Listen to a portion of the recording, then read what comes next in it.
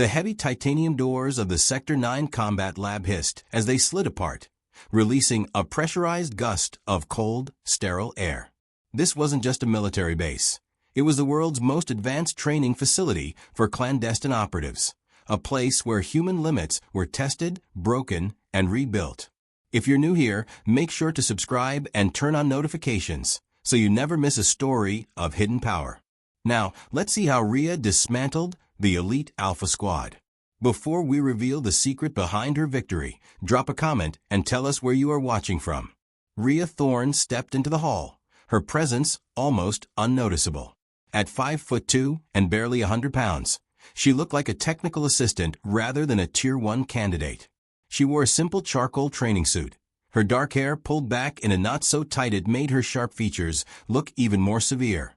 In her hand, she carried a small, battered notebook, not a weapon, but a record of every weakness she had ever observed.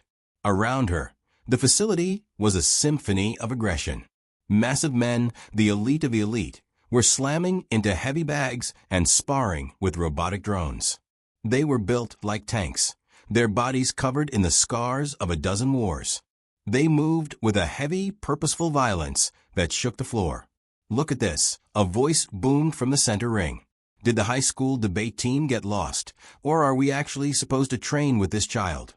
The voice belonged to Jackson, the Juggernaut Reed, a former heavyweight champion turned mercenary.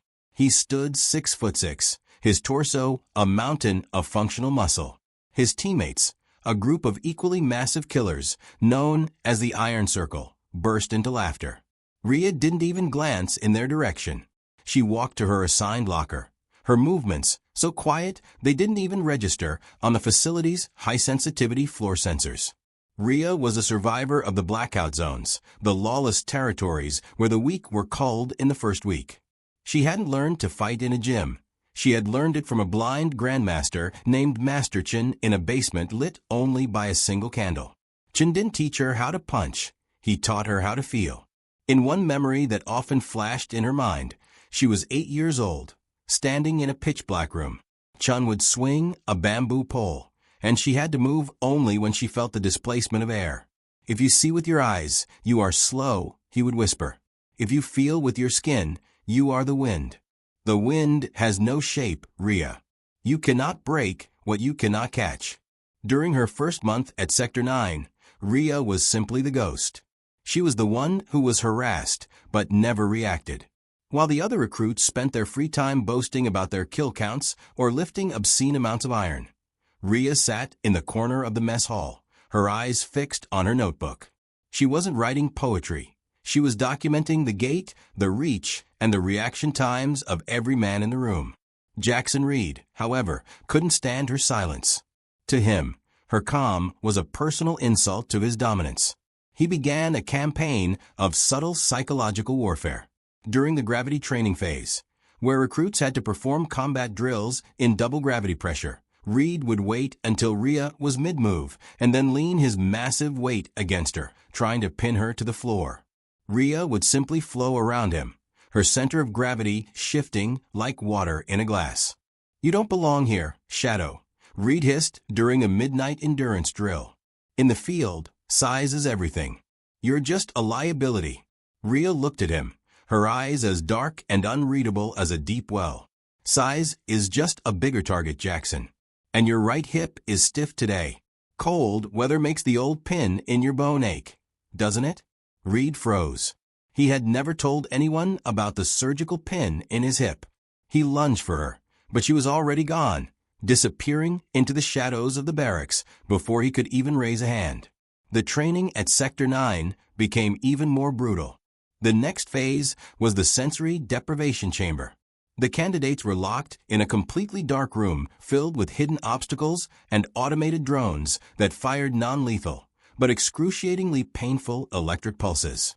Most of the massive men struggled, their heavy boots clanging against metal, making them easy targets for the drones. They emerged covered in welts and bruises, their pride shattered. When it was Rhea's turn, the instructors gathered around the thermal monitors. They saw a ghost. Rhea moved through the dark as if she had infrared vision. She didn't touch a single obstacle. She moved in a zigzag pattern, her body low to the ground. When a drone fired, she didn't just dodge. She moved toward the drone, using the sound of its charging capacitors to pinpoint its location. She disabled 3 drones with her bare hands before the timer even hit 60 seconds. General Vance, the man who built Sector 9, watched the thermal footage with a grim smile. "She isn't using her eyes," he whispered to his lieutenants. "She's using the vibration of the air. She's turned the room into an extension of her own nervous system." The tension reached its peak during the 0G elimination, the final evaluation of the cycle. This was a full-contact fight in a pressurized dome. The rules were simple. The last person or team standing would be given command of the Wraith Project, the most secretive unit in the military.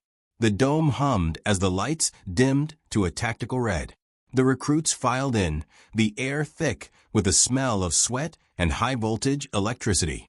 Jackson Reed stood in the center, flanked by his iron circle. 5 men who collectively weighed over 1,300 pounds of muscle and rage. General Vance's voice crackled over the speakers. Final evaluation. Alpha Squad versus Candidate Thorn. Elimination rules. This is not a drill. Begin. The crowd in the observation deck gasped. It wasn't one-on-one. It was the entire top-tier squad against the smallest girl in the room. It looked like a public execution. Jackson didn't wait. He charged, a blur of moving force. He threw a punch designed to end the fight and Rhea's career in one go. He put his entire frame into the strike. Rhea didn't move until the last millisecond.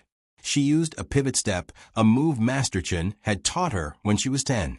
As Jackson's fist sailed through empty air, Rhea flickered her palm against his solar plexus. It wasn't a hard blow, but she struck at the exact moment he was inhaling, hitting the diaphragm and disrupting the rhythm of his heart's electrical pulse. Jackson's lungs locked. His vision blurred as his brain struggled for oxygen. He collapsed like a puppet with its strings cut. The juggernaut was down in 3 seconds.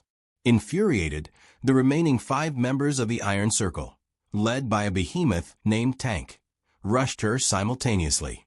They thought they could overwhelm her with sheer mass. But Rhea didn't fight them with strength. She dismantled them with physics.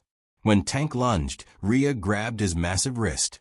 Instead of resisting, she pulled him in the direction he was already going. She redirected his force into the chest of the second attacker. The sound of their collision was like 2 cars hitting head-on. She moved through the group like a surgeon. She knew that the human body has off switches, nerves that, when pressed correctly, cause instant temporary paralysis.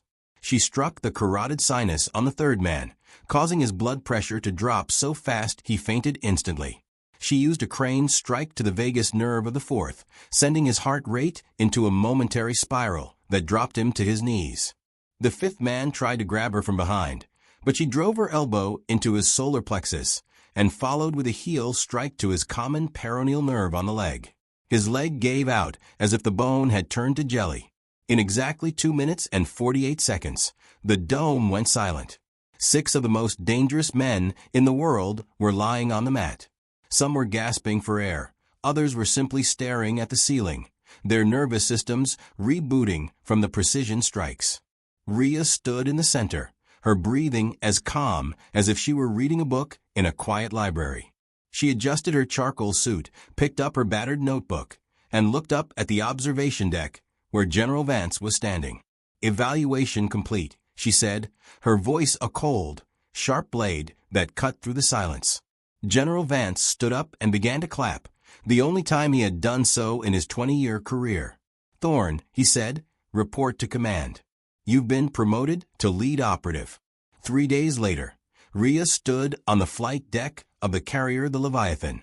The wind was howling, whipping her dark hair around her face. She wasn't wearing a training suit anymore. She wore the matte black, liquid armor of the Shadow Protocol. The men who had laughed at her now stood at attention as she passed.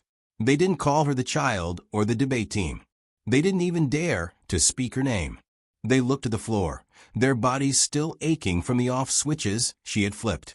Jackson Reed, his pride permanently shattered and his hip aching more than ever, watched her from the shadows of the hangar. He finally understood the lesson Ria's master had taught her. The loudest lightning is preceded by the quietest shadow, and the shadow is the one that kills. Ria boarded her stealth jet, the engines whining as they reached peak power. She looked back at the base, her eyes unreadable, filled with the shadows of the blackout zones and the wisdom of Master Chun. She had come to Sector 9 as a ghost, but she was leaving as a legend. As the jet blasted off the deck, disappearing into the clouds, the instructors at Sector 9 realized a terrifying truth. They hadn't trained Ria Thorne. They had simply given her a stage to show them who was truly in charge. The world was about to learn that the smallest person in the room is often the one who decides who leaves it alive. If you loved this story, please subscribe and give us a thumbs up. It helps the channel more than you know. Thanks for watching, and stay sharp.